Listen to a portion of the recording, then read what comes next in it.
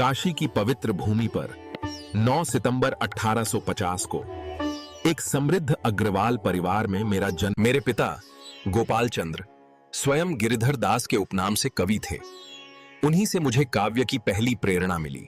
कम उम्र में ही माता पिता का साया उठ गया, जिसने मुझे एकाकीपन और गहन चिंतन की ओर धकेला, मेरी संवेदनाओं को गहरा किया।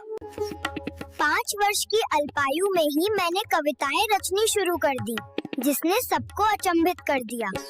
हिंदी, संस्कृत, बंगाली, उर्दू और अंग्रेजी में मेरी शिक्षा ने ज्ञान के विशाल द्वार खोले, मुझे विविध साहित्यिक शैलियों से परिचित कराया। 1865 में पुरी की यात्रा ने मुझे बंगाल पुनर्जागरण से गहराई से प्रभावित किया, जिसने मेरे साहित्यिक लक्ष्यों को एक नई दिशा दी।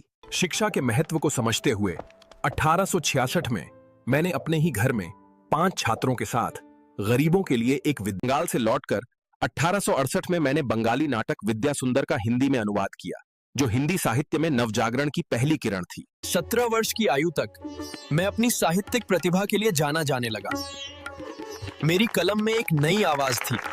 1868 में मैंने कवि वचन सुधा पत्रिका का प्रकाशन शुरू किया, जिसने हिंदी पत्रकारिता और साहित्य को एक नया मंच दिया। 1873 में हरिश्चंद्र मैगजीन और बाला बोधिनी का प्रकाशन किया। बाला बोधिनी विशेषकर महिलाओं के लिए थी, शिक्षा और सशक्तिकरण का प्रतीक। मेरी पत्रिकाओं ने हिंदी पत्रकारिता को नई ऊंचाई दी, इसे जनमानस की आवाज और विचारों के आदान प्रदान का सशक्त माध्यम बनाया। मेरे चारों ओर साहित्यकारों का एक समूह एकत्रित हुआ, भारतेंदु मंडल, जिसने हिंदी साहित्य को नई दिशा देने में मेरा साथ दिया।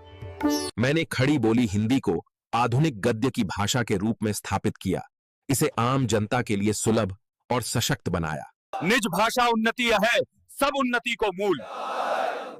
मेरी ये पुकार, हिंदी को राष्ट्रभाषा बनाने का आह्वान। भारत दुर्दशा में मैंने ब्रिटिश शासन के अधीन देश की पीड़ा, आर्थिक शोषण और सामाजिक पतन का मार्मिक चित्रण किया।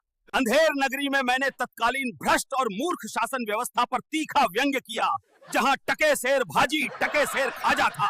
मैंने स्वदेशी वस्तुओं के उपयोग को बढ़ावा दिया, आत्मनिर्भरता और राष्ट्रीय गौरव की भावना जगाई।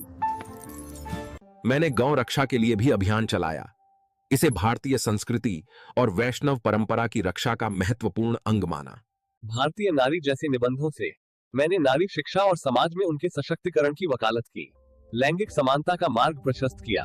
गृहदाह जैसे नाटकों और वर्गीकरण जैसे निबंधों से मैंने बाल विवाह और जातिवाद जैसी सामाजिक कुरीतियों पर तीखा प्रहार किया। अपनी वैष्णव भक्ति के माध्यम से मैंने एक सुसंगत हिंदू धर्म को परिभाषित करने का प्रयास किया, जो आधुनिकता के साथ सामंजस्य बिठा सके। अपनी असीमित उदारता और दानशीलता के कारण मैंने अपार धन होते हुए भी जीवन में वित्तीय कठिनाइयों का सामना किया है। मैं केवल लेखक नहीं, बल्कि कला, संगीत और पारंपरिक संस्कृति का भी संरक्षक था, जो मेरी बहुमुखी प्रतिभा का प्रमाण है। मेरे व्यक्तिगत संबंध, विशेषकर मल्लिका जैसी तवायफों से, ने भी मेरी कला और कविता को गहराई दी। 1880 में काशी के विद्वानों ने मेरी साहित्यिक सेवाओं के सम्मान में मुझे भारतेंदु की उपाधि से नवाजा। मैं आधुनिक हिंदी साहित्य और रंगमंच का जनक कहलाया।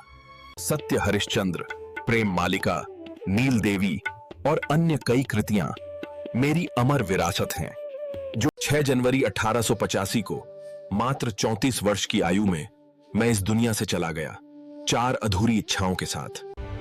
मैं भारतेंदु हरिश्चंद्र, आधुनिक हिंदी का सूर्य, जिसने अपनी रोशनी से भाषा और राष्ट्र के भविष्य को प्रकाशित किया।